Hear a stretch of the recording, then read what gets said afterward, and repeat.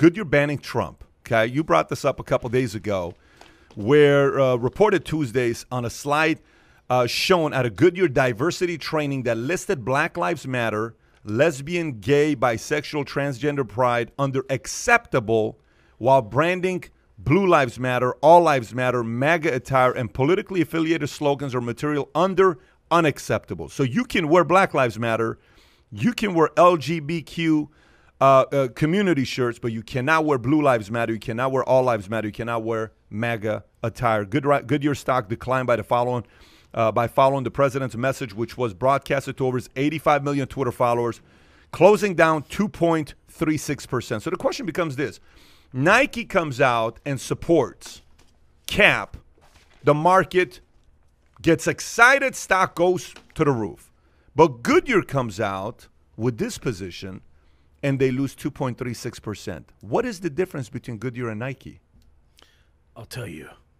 Tell us. People that go to work have to have tires because they have cars, okay?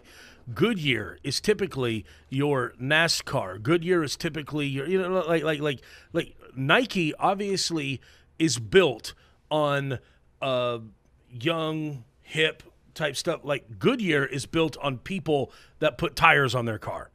This pissed off so many people that there's literally videos going viral of tire shops taking the Goodyear tires and the Goodyear brand out of their tire shop, and the manager saying, we don't sell Goodyears here anymore.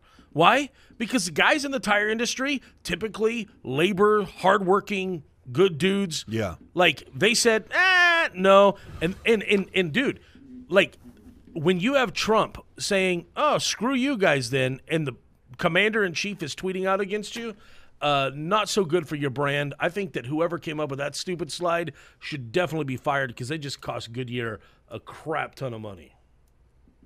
It's an unfortunate that, certain things are deemed acceptable, but then other sides of the aisle are deemed unacceptable. I mean, that's the problem with the very, very, and I'm not saying that Goodyear is liberal left, but maybe some decision makers are.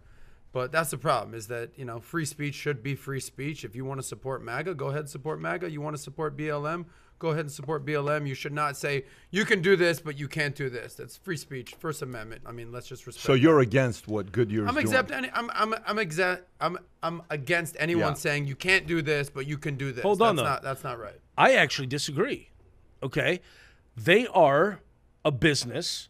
They have every right to tell their people what you can and can't wear, especially if you're working there, okay? You have every single right to do that. The beautiful thing about the free market is that we have a right to decide if we buy your tires or not, if we boycott your stupid brand. So I think I'm one of the few people that think they actually have a right to make whatever rules and restrictions that they want to because they're a company and it's America and you got the right to dictate what happens in your bubble, but we also have a right not to buy your stupid product. So I'll give you an idea. So I'm in D.C. and I'm giving a talk. Okay, there's about 500 people in the audience, and I'm in the DMV area. D.C., I think it's Maryland, Virginia, the whole triangle there. And I'm giving a talk. There's about 500 people there. It's myself, Matt Sapala, Ricky Aguilar, and a few other people that are with me. Rodolfo. And the hosts locally were the Harts and Cormans, Chris and Messina and Bill and Kimberly. Chris and Messina Hart, Bill and Kimberly Corman. It's about 500 people there in the audience. 80% of the audience are African-American, okay?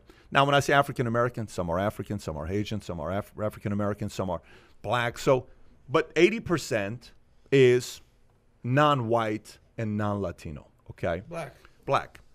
And when I'm done with the speech, Bill gets up and he has a couple gifts for me.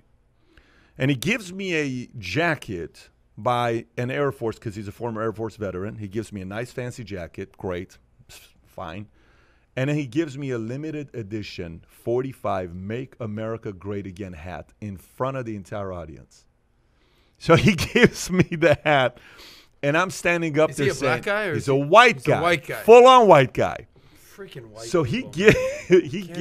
he gives me this, and I'm looking at him. I'm saying, okay.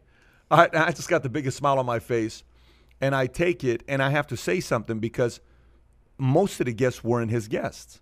He had some guests, but it wasn't the 500 that were his guests. So I had to say, I just want you to know, we support every decision. This just so happens he's a supporter, and he's given this gift, and we appreciate the gift and the gesture.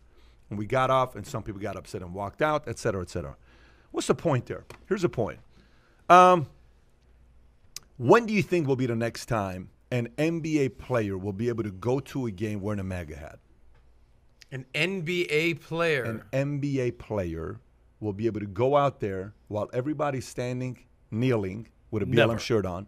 One NBA player has got a MAGA hat on.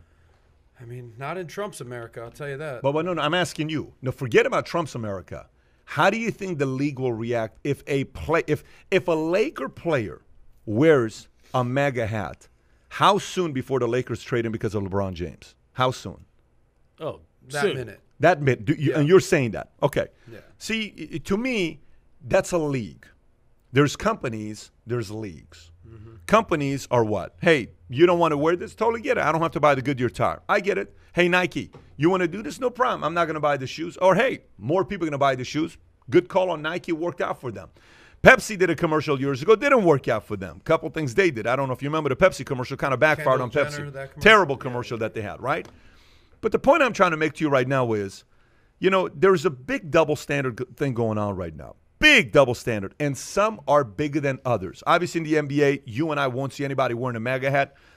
It's very uncomfortable for me to read this, and then Goodyear comes out issuing a message the next day that the image created misconceptions about the company and its policy, stating that the visual was not created or distributed by Goodyear Corporate, nor was it part of a diversity training class. Well, now you change your position. You got to be very careful nowadays. I mean, you got to pay attention to your audience. My audience in the insurance company I run with 16,000 agents. Here's who I have. I'm giving a talk. And I always know who my audience is. Last year, we had President Bush there. We have late Kobe Bryant there. All these other guys there.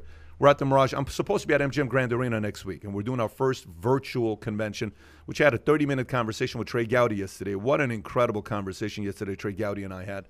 I had a 45-minute conversation with General Mattis earlier this week. And then with Armando's camp, Pitbull's camp. We're excited to put on a ridiculous event next week. We put a lot of money into this thing here.